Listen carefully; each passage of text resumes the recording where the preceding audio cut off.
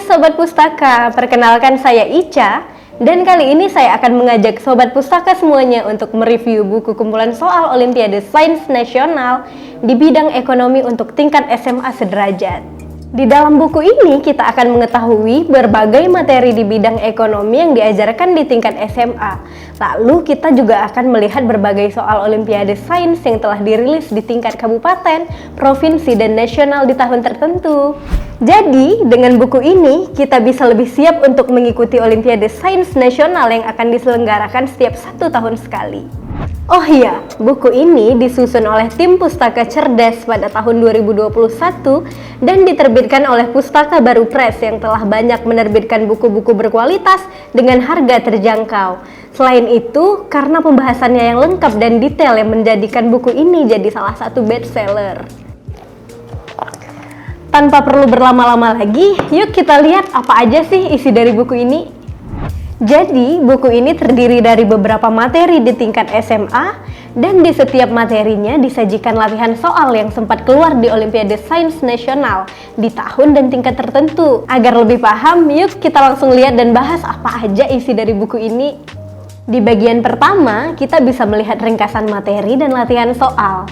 Untuk materi pembelajarannya, ada konsep dasar ekonomi, masalah pokok ekonomi, dan sistem ekonomi, mulai dari pengertian dan pembagian ilmu ekonomi, kelangkaan, prinsip motif ekonomi dan hukum ekonomi, masalah pokok ekonomi, pilihan dan skala prioritas, kebutuhan, biaya peluang, ekonomi syariah, sistem ekonomi, dan sistem perekonomian Indonesia.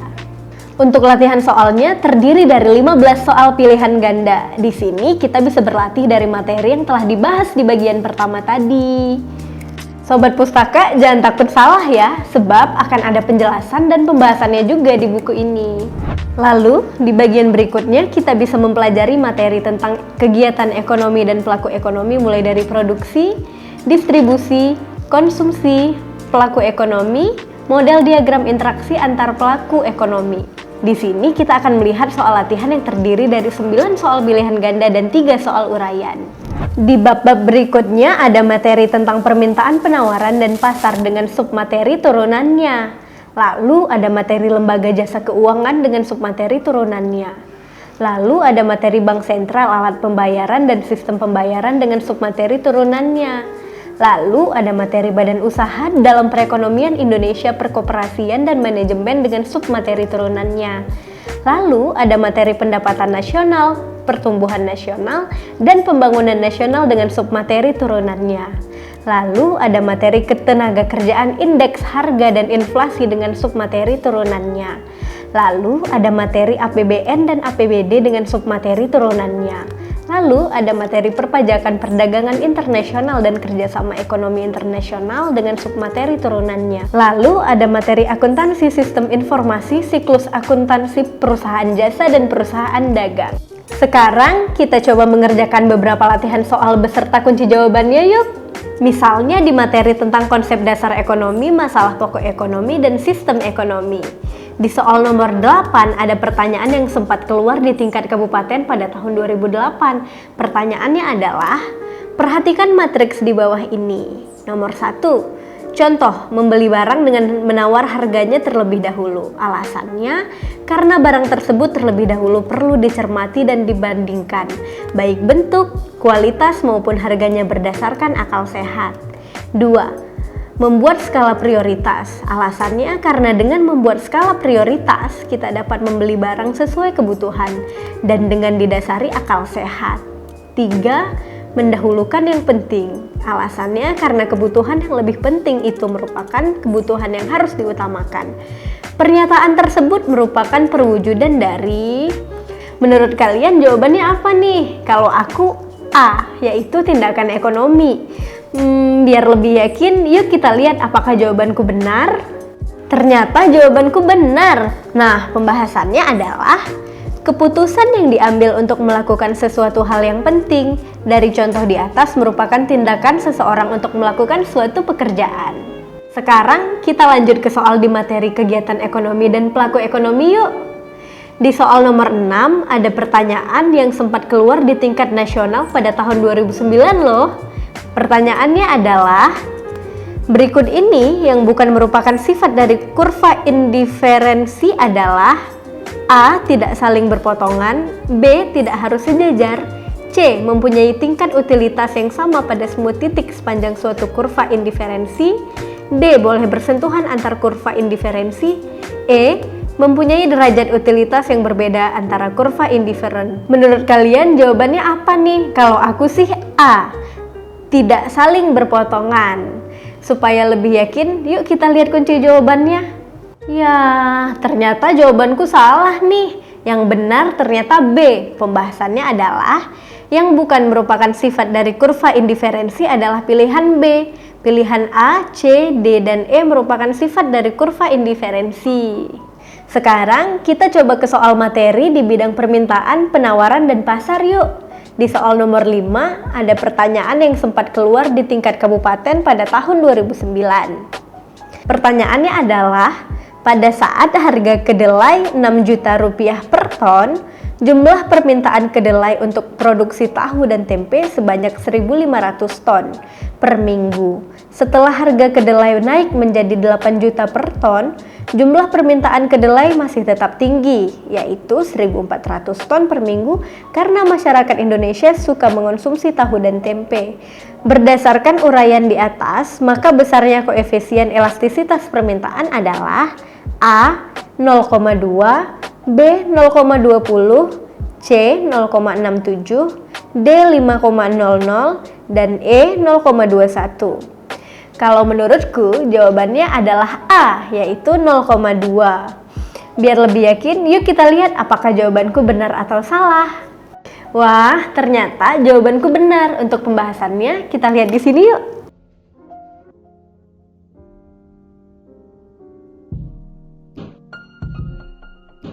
Untuk pertanyaan berikutnya, kita akan bahas pertanyaan nomor 6. Pertanyaan ini sempat keluar di kompetisi sains ekonomi tingkat nasional loh.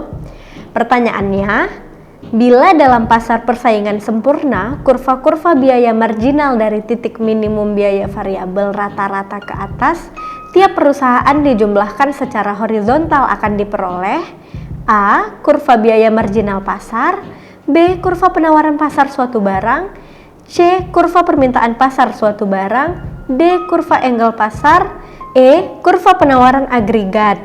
Menurut kalian jawabannya apa nih? Kalau menurutku jawabannya A. Kurva biaya marginal pasar.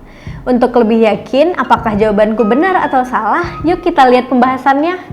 Wah, ternyata jawabanku salah. Jawaban yang benar adalah B. Kurva penawaran pasar suatu barang. Soal berikutnya adalah soal yang keluar di kompetisi sains ekonomi tingkat kabupaten. Dalam kasus berikut ini akan terjadi pergeseran garis anggaran untuk barang X dan barang Y ke kanan atas tanpa adanya perubahan slope atau kemiringan garis, yakni A. Harga X naik 10% dan Y turun 10%, B. Harga X dan Y turun 10%, C. Harga X dan Y naik 10%, pendapatan nominal turun 5%. D. Harga X dan Y turun 10%, pendapatan nominal turun 10%. E. Harga X dan Y naik 10%, pendapatan nominal turun 10%. Kira-kira jawabannya apa ya? Menurutku jawabannya adalah C. Harga X dan Y naik 10%, pendapatan nominal turun 5%. Untuk lebih yakin apakah jawabannya salah atau benar, yuk kita lihat pembahasannya. Ya, ternyata jawabanku salah lagi. Jawaban yang benar adalah D. Pembahasannya, karena kenaikan harga barang berakibat pada permintaan terhadap barang turun, sementara penawarannya justru naik. Ingat, bunyi hukum permintaan dan hukum penawaran. Soal berikutnya adalah soal kompetisi sains ekonomi tingkat kabupaten. Apabila harga suatu barang mengalami kenaikan, pengaruhnya terhadap jumlah permintaan dan penawaran adalah A. Jumlah permintaan naik dan jumlah penawaran turun, B. Jumlah permintaan naik dan jumlah penawaran naik, C. Jumlah permintaan turun dan jumlah penawaran turun, D. Jumlah permintaan turun dan jumlah penawaran naik, E. Jumlah permintaan dan jumlah penawaran tetap. Menurut kalian jawabannya apa? Kalau menurutku jawabannya B. Jumlah permintaan naik dan jumlah penawaran naik. Untuk lebih yakin apakah jawabannya benar atau salah, yuk kita cek pembahasannya.